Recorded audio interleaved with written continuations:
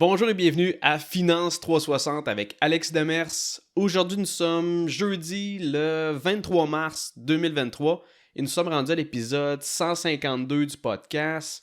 Aujourd'hui, je vais vous parler je vous rappelle, on est jeudi, donc ça va être dans la série Entrepreneuriat Business. Donc aujourd'hui, ce que je veux aborder comme sujet, c'est la question de valeur d'entreprise. Et la question derrière ça, en fait, c'est de comprendre que c'est pas parce que tu gagnes des gros revenus comme travailleur autonome ou comme employé que tu bâtis de quoi. Autrement dit, si demain matin, tu arrêtes de travailler, puis que pour toutes sortes de raisons, là, tu veux arrêter ou tu te blesses ou tu tombes en dépression ou peu importe le motif, le résultat est le même. Dans le sens que de la minute que tu arrêtes de travailler, t'as pas de revenus passifs, t'as pas rien qui te génère de quoi sans que tu aies à fournir des efforts continus. Et ça, c'est un peu la problématique de beaucoup d'entrepreneurs parce que ils partent en affaires, que ce soit comme travailleur autonome ou en démarrant une entreprise, une incorporation. Mais dans les deux cas, si ta business ne fonctionne pas quand t'es pas directement impliqué dans les opérations, t'as pas réellement de valeur d'entreprise parce que pour être capable de revendre ta business quelque part dans le temps, pour que quelqu'un soit prêt à payer pour ça, faut que si tu te dégages des opérations, si tu n'es plus dans la picture, faut quand même que ça fonctionne. Faut que la business continue de rouler, faut que les revenus continuent à rentrer, qu'il y ait des bénéfices au bout de la ligne. Fait que c'est sûr que pour moi, le concept de valeur d'entreprise, c'est super important parce que sinon, si tu te lances en affaires puis que tu bâtis rien, finalement, tu t'es payé une job. Dans le sens que c'est l'équivalent d'un emploi, sauf que tu travailles à ton compte, ce qui n'est pas mauvais pour autant. Je vous partage un exemple qui revient souvent. On parle du gars dans la construction. Il travaille à son compte, c'est un sous-traitant spécialisé, ça peut être tireur de joints, finition intérieure, peu importe son domaine, mais il travaille à son compte, fait ses heures, réussit à générer un bon revenu, là, 100-150 000 par année. Fait que cette personne-là, il n'y a pas de problème de revenu en soi.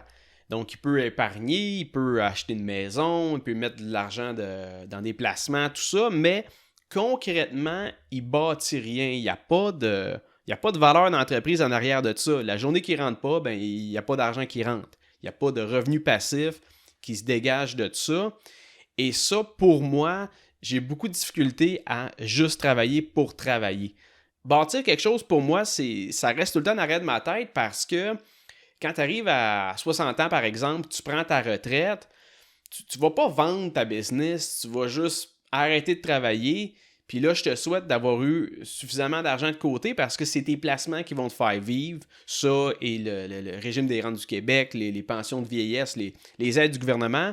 Mais la grosse portion de tes revenus devrait provenir de placements. Et si tu n'as pas vendu ta business à 30 ans, 40 ans, 50 ans, peu importe, mais c'est sûr que tu n'auras jamais caché des millions. Là, je veux dire, faut que tu en travailles un méchant temps pour arriver et avoir 10 millions de placés rendus à 50 ans, même en considérant le rendement composé. Faut que tu vives un petit train de vie et que tu en génères du fric pour te rendre là. Tout ça pour dire que dans l'épisode d'aujourd'hui, je veux parler de la valeur d'entreprise, que ce soit pour les personnes qui veulent se lancer en affaires ou pour le monde qui ont déjà une entreprise. Il faut le prévoir ce moment donné tu veux vendre ta business parce que faut nécessairement qu'il y ait une valeur d'entreprise et je vais vous parler de qu'est-ce qui est essentiel pour justement créer cette valeur-là aux yeux d'un futur acheteur, d'un investisseur ou peu importe. Et c'est ça qui m'amène au premier point. Si tu veux créer une valeur d'entreprise, il faut nécessairement que tu développes une équipe solide qui n'a pas besoin de toi, qui ne dépend pas de toi.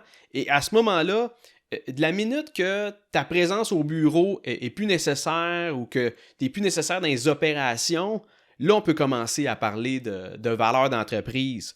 D'où l'importance de mettre une structure à l'intérieur de ta business parce que trop souvent, ce qu'on voit, c'est que les tâches puis les responsabilités de tous et chacun se mélangent. Le fait qu'elle a fait ça parce qu'elle aime faire ça, lui il s'occupe de ce département-là, mais il fait ça aussi. Et trop souvent, comme je vous dis, quand c'est pas clairement défini, ça engendre des problèmes. Tu sais, je donne un exemple. Dans une entreprise dans l'industrie de la restauration, j'ai déjà vu une personne qui s'occupait de la cuisine, donc qui cuisinait, qui s'occupait de l'inventaire, de la commande de la bouffe. Elle faisait le ménage après, donc c'était pas les cuisiniers, c'était la responsable de la cuisine qui faisait ça.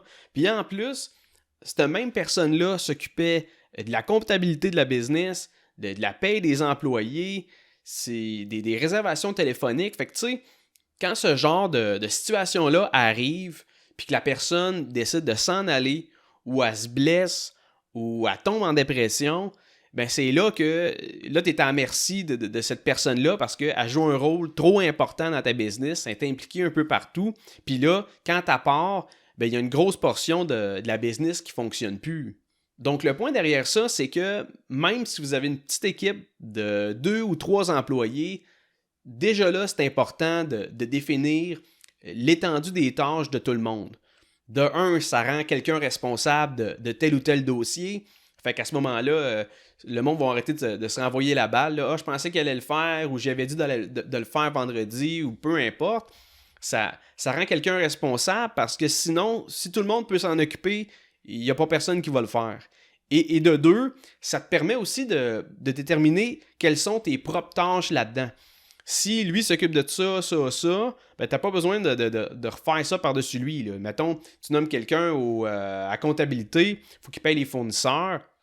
T'as pas besoin de rechecker ça à chaque semaine. Peut-être au début, lorsque tu vas former la personne, mais ultimement, tu vas être capable de savoir c'est quoi tes propres tâches. Est-ce que tu peux les déléguer? Puis, ultimement, peux-tu sortir des opérations pour que ta business puisse rouler même si tu es absent? Fait que pour conclure, le premier point pour réussir à bâtir une valeur d'entreprise, c'est d'avoir une structure à l'intérieur de la business, des responsables, des chefs d'équipe, que ce soit des cadres ou des directeurs, nommez-les comme vous voulez. L'important, c'est qu'il y ait une certaine organigramme qui est en place, puis qu'on sait qui fait quoi, puis que toi, tranquillement, pas vite, tu peux te dégager de ça, et là, ça va te permettre que ton équipe gère ta business. Ça veut pas dire que tu vas être jamais là, ça veut pas dire que tu n'auras pas à surveiller des choses et à gérer un peu. On s'en sort pas, mais ta présence n'est pas nécessaire au day-to-day pour que ça fonctionne. Et je vais poursuivre avec un deuxième élément qui donne une valeur à ton entreprise, et c'est de créer une image de marque. Donc, en fait, que le monde soit prêt à payer pour ton brand, pour ta marque, peu importe c'est qui opère la business. Que ce soit toi, ton père, ton cousin ou n'importe qui auquel tu as vendu ta business, eux autres, s'ils recherchent la marque pour X, Y raison, ben ça va fonctionner pareil. Tu n'es pas obligé d'être là. C'est pas ta face qui représente ta business, c'est le brand de ta business. Donc, l'opérateur, l'actionnaire, l'administrateur de la business n'a pas rapport avec l'image de la compagnie en soi. Et ça, c'est important de ne pas confondre l'image, la marque de votre compagnie et votre brand personnel. Si le monde fait affaire avec ta business parce qu'ils te connaissent toi, ben c'est sûr que c'est le fun, c'est positif. Tu commences avec déjà une relation de confiance parce qu'ils te connaissent, fait qu'ils veulent faire affaire avec toi. Mais là, c'est toi, c'est pas le brand de ta compagnie. Donc, si le brand n'est pas fait autour de ton produit, si tu fais plus partie du décor, tu n'as pas vraiment de valeur d'entreprise. Et d'ailleurs, petite parenthèse, il y a une grosse différence entre une présence en ligne et vouloir devenir influenceur. C'est pas pantoute la même affaire parce que un site web, une page Facebook, pour moi, ça s'est rendu un must. À Star, tout le monde va checker ça avant d'acheter un produit ou prendre tes services. Par contre, c'est pas nécessaire d'être famous ou d'avoir des centaines de milliers de followers sur TikTok ou Instagram pour générer des gros revenus. Il y a du monde qui ont plein d'abonnés qui font pas des tonnes d'argent, et à l'inverse, il y a du monde qui font du gros fric puis ils ont pas d'abonnés sur leurs réseaux sociaux. Au fait, les entrepreneurs que je connais qui font le plus d'argent, puis là on parle de plus de 5 millions de chiffres d'affaires par année, c'est tout du monde qu'on connaît pas, dans le sens c'est des nobody. Là. C'est pas du monde qui sont invités dans des podcasts, c'est pas du monde qui ont coupé de 100 000 d'abonnés sur TikTok ou Instagram. Ils ont à peine de posts sur Facebook. Ce monde-là, il ramasse 4-5 millions par année de chiffre d'affaires. Ils ont une marge bénéficiaire de 20-25%. Et pas loin d'1 million de bénéfices par année, mais il n'y a pas personne au Québec qui sait c'est qui. Fait que c'est pour ça que je vous dis, oui, c'est bon d'avoir une audience, puis que le monde vous connaisse, puis de bâtir son brand personnel, mais si tu veux avoir une valeur d'entreprise, faut pas que ça soit juste dépendant avec ta grosse face, dans le sens que, je vais vous donner un exemple bien facile. Prenez ma propre compagnie, la firme Traders 360. C'est moi qui fais les transactions de trading, le day trade, le swing trade, je gère le portefeuille. C'est moi qui fais les épisodes du podcast. Fait que firme Traders 360, si moi je m'en vais puis je vends ça, ça vaut pas grand-chose dans le sens que une audience, oui, mais si je suis pas là pour faire les épisodes, est-ce qu'elle a une valeur? Pas convaincu. Je sais pas si vous comprenez, mais oui, j'adore le trading. Oui, j'aime ça faire le podcast, mais demain matin, j'arrête de trader, ben il n'y a pas grand revenu qui rentre dans Traders, là. Et oui, il y a les revenus passifs qui proviennent de la vente de formation en ligne, mais même encore là, si moi j'arrête d'être présent sur les réseaux, puis que je pose plus rien, puis que j'arrête de faire des épisodes de podcast, combien de temps ces revenus-là vont durer? 6 mois, 1 an, 2 ans peut-être? Tout ça pour dire que si ta business c'est basé exclusivement sur un brand personnel, sur toi, c'est dur après ça de revendre ta business parce que la valeur d'entreprise est pas là. Et un troisième point pour parvenir à bâtir une valeur d'entreprise, c'est d'avoir une clientèle qui est fidèle. Qu'est-ce que je veux dire par là? C'est avoir une banque de clients, un achalandage qui revient. Tu sais, du repeat business, si tu sais que tu as 300 clients qui passent par semaine, puis qui vont venir la semaine d'après, puis la semaine d'après, puis la semaine d'après, et ça, c'est une valeur. Que ce soit à chaque semaine ou à chaque mois, à chaque trimestre, plus ou moins important, mais je vais vous donner un exemple super simple à comprendre. Moi, au final, quand j'ai vendu mon car wash, c'est ça que je vendais. Je vendais l'achalandage. Je vendais les clients qui se présentent au lave-auto de façon répétée, de façon régulière, parce que tu sais, les guns à pression, les lavabos, les balayeuses, puis les microfibres, ça n'a pas de valeur, là, dans le sens, ça vaut de quoi, mais c'est du screening. Ce qui donne une valeur d'entreprise, c'est le nombre de clients qui passent par semaine pour des lavages, pour des jobs d'esthétique, puis aussi les contrats qui t'assurent un certain revenu. Par exemple, j'avais un contrat avec la SQ, j'avais un contrat avec les trucks de la ville, j'avais un contrat avec une place qui vendait des bateaux usagés, fait que j'avais des boats à faire à chaque printemps. Bref, tout ça, cette clientèle-là, ces contrats-là, c'est comme des revenus prévisibles. Fait que ça aussi, c'est une valeur d'entreprise parce que ce soit moi ou n'importe qui d'autre qui opère le lave-auto, si la qualité des lavages est la même, si les jobs d'esthétique ont les mêmes résultats, ben ça a peu d'importance c'est qui l'opérateur. Fait que ça a une valeur. Et l'autre affaire à considérer, c'est conjointement à une clientèle qui est fidèle, si vous avez en plus réussi à établir des relations solides avec des partenaires d'affaires puis vos fournisseurs, ça aussi, c'est une grosse valeur parce que, par exemple, si vous avez le monopole sur une marque de produits spécifique ou si vous avez un deal, un excellent deal avec votre fournisseur qui vous permet d'avoir une marge de profit plus élevée, bien, logiquement, ça donne de la valeur à votre business. Le fait d'avoir réussi à avoir un rabais volume ou avoir un prix spécial avec votre fournisseur, ça vous permet d'avoir des prix plus compétitifs.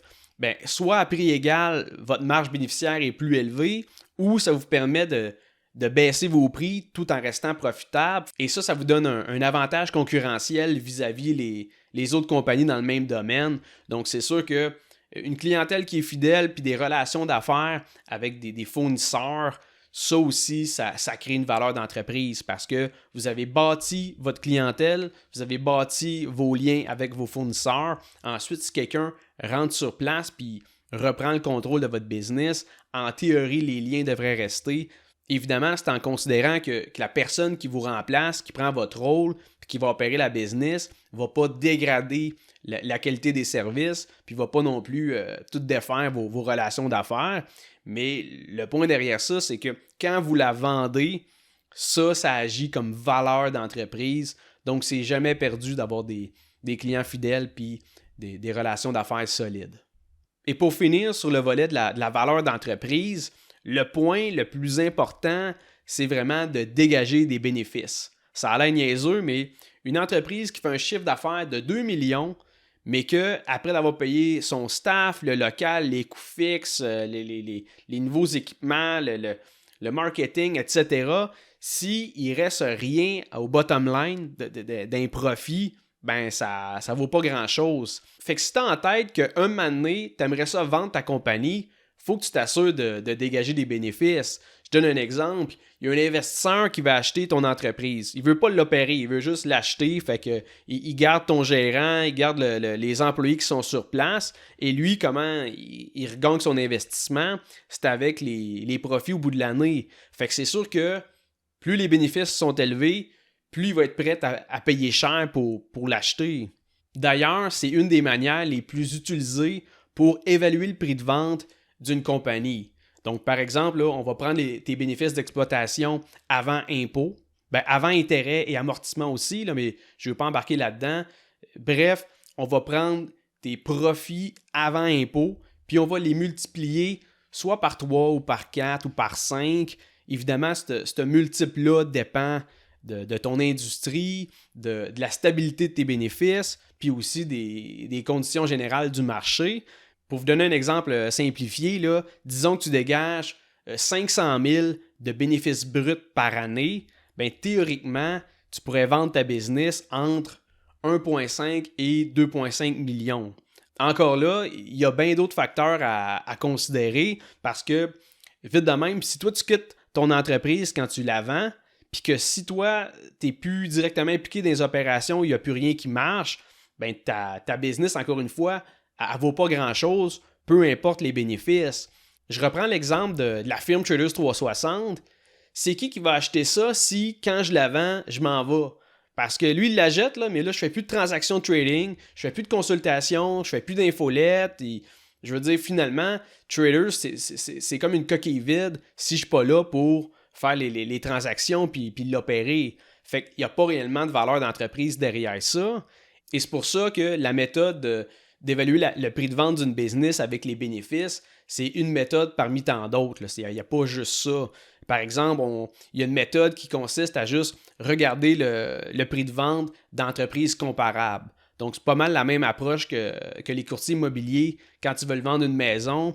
Ils regardent les propriétés similaires, le même type de maison, dans le même genre de quartier, puis c'est quoi le prix qui se sont vendus. À partir de là, à partir des comparables, ils sont capables de déterminer un prix de vente, le prix de vente de la maison. Bien, c'est un peu le même principe, mais pour les entreprises. Sinon, il y a aussi une approche qui est plus basée sur les actifs. Donc, il y a les actifs tangibles comme le terrain, la bâtisse, les équipements. Mais il y a aussi ça inclut aussi des actifs intangibles là, comme un brevet, une marque, une technologie. Et tout ça, évidemment, ça peut donner une espèce de valeur comptable. Fait que ça aussi, c'est une autre méthode pour calculer le prix de vente d'une compagnie. Mais règle générale, c'est une combinaison de tout ça qui vous permet de savoir combien votre business vaut. Et si on revient à l'importance des bénéfices, si vous comptez vendre votre compagnie dans les prochaines années, il faut le prévoir, là, dans le sens que vous allez travailler sur vos chiffres, sur vos états financiers pour mettre ça plus reluisant. Dans le sens que si vous optimisez vos finances pour venir couper sur les dépenses, c'est sûr que le bottom line va être plus intéressant. Et si on suit la logique, plus les profits sont élevés, plus en théorie, la valeur de votre entreprise va l'être. Pour conclure l'épisode, je vous dirais que la notion de valeur d'entreprise, c'est vraiment ça qui différencie un travailleur autonome qui a tout le temps besoin d'être là pour générer des revenus versus quelqu'un qui bâtit une entreprise, qui systématise ses opérations, qui automatise des choses, qui met une équipe en place qui est capable de prendre des décisions sans qu'il soit là toujours, qui est capable de mettre des key men qui vont être capables de gérer les opérations. Un moment donné, cette business-là, si elle roule toute seule, puis qu'elle dégage des bénéfices, puis que le monde sont satisfaits par la qualité du produit, que tu as des bonnes relations d'affaires, puis que ça te permet d'avoir des deals qui te démarquent des autres, bien là, tu es après bâtir quelque chose, tu as vraiment une valeur d'entreprise. Fait que oui, tu travailles fort pour ton argent, tu reçois un salaire, mais en même temps, tu es en train de bâtir de l'équité dans une entreprise que quelque part dans le temps, tu vas pouvoir revendre. Et souvent, c'est là que tu passes à la caisse. C'est là qu'on parle de millions. Et personnellement, j'ai pas toujours eu des business avec une valeur d'entreprise. Comme je dis, même présentement, traders, c'est intéressant en termes de revenus, c'est intéressant en termes de brand personnel puis de notoriété, mais il manque une valeur d'entreprise. C'est sûr que je suis encore jeune, j'ai 33 ans, j'ai de la liquidité à investir. C'est juste que présentement, je suis très focus sur Traders 360, le podcast, les consultations d'entreprise. J'écris un livre on the side. C'est sûr que présentement, ça demande beaucoup d'implication en temps, mais ultimement, je dis pas non à bâtir justement une business qui, elle, va avoir une valeur d'entreprise. Donc, je vous remercie pour votre écoute et on se revoit mardi prochain pour un autre épisode de Finance 360.